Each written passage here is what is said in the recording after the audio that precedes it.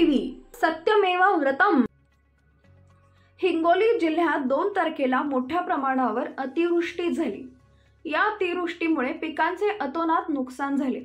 जिल्ह्यातील नद्यांना आलेला पूर यामुळे नदी व नाले लगतच्या जमिनी अक्षरशः खरडून गेल्या, तर इतर ठिकाणच्या शेतांमध्ये पाणी साचल्याने पिकं जळून गेलेली आहेत।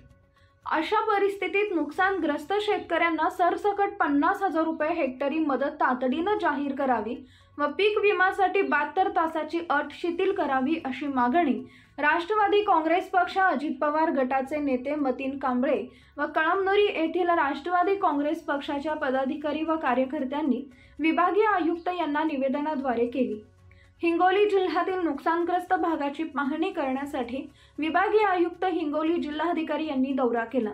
या दौऱ्यादरम्यान राष्ट्रवादी काँग्रेस पक्षाचे नेते मतीन कांबळे व इतर पदाधिकारी व कार्यकर्त्यांनी विभागीय आयुक्तांना निवेदन देऊन मागणी केलेली आहे।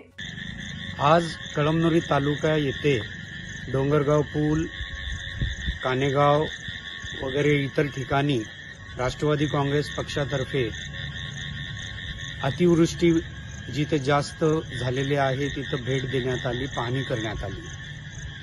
त्या भागामध्ये आदरणीय कमिशनर साहेब, आयुक्त साहेब आणि कलेक्टर साहेब पण होते। सदर पाहण्यामध्ये खूप पीक पाणीचं नुकसान झालेलं आहे, लोकांचं खूप नुकसान झालेलं आहे।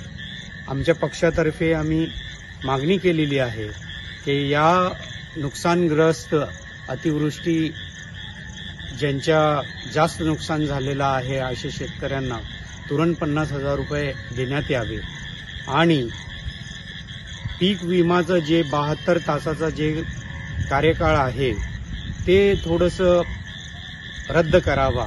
आम्ही अशी विनंती आदरणीय विभागीय आयुक्त साहेब आणि कलेक्टर साहेबांना सांगितलं आणि त्यांनी काही ऑनलाईन टेक्निकल पिरियड लागतो म्हणून तसं आपल्याला जमणार नसून परंतु ऑफलाईन पद्धतीनं आपल्याला करता येईल असं त्याच्यामधलं मार्ग काढून त्याच्यावरती हे 4-5 दिवसामध्ये तुरंत लवकरात लवकर पीक विमा रक्कम शेतकऱ्यांना देण्यात येईल असं आश्वासन दिलेलं आहे। आणि तिसरं म्हणजे डोंगरगाव पूलच्या समोर जे हायवे जातो त्या हायवेमधून एक छोटासा बोगदा करण्यात आला, नवीन रोड करण्यात आलेला आहे आणि त्याच्यामध्ये बोगद्यामुळे ते फ्लोबॅक वॉटर गावामध्ये खूप अक्युम्युलेट झाला होता, त्याच्यामुळे ते पाणी घरात पूर्ण शिरलेलं होतं। तेही आम्ही निदर्शनास आणून दिल्यानंतर आदरणीय विभागीय आयुक्त आणि कलेक्टर महोदयांनी स्वतः आपण पाहणी करू आणि त्या स्पॉटवरती स्वतः येऊन त्यांनी पाहणी केली आणि त्याच्यावरती सुद्धा काही मार्ग आपण जरूर काढू असं गावकऱ्यांना आश्वासन करण्यात आले। सदर पाण्यामध्ये डोंगरगाव पूल, कानेगावचे बरेच नागरिक सोबत उपस्थित होते।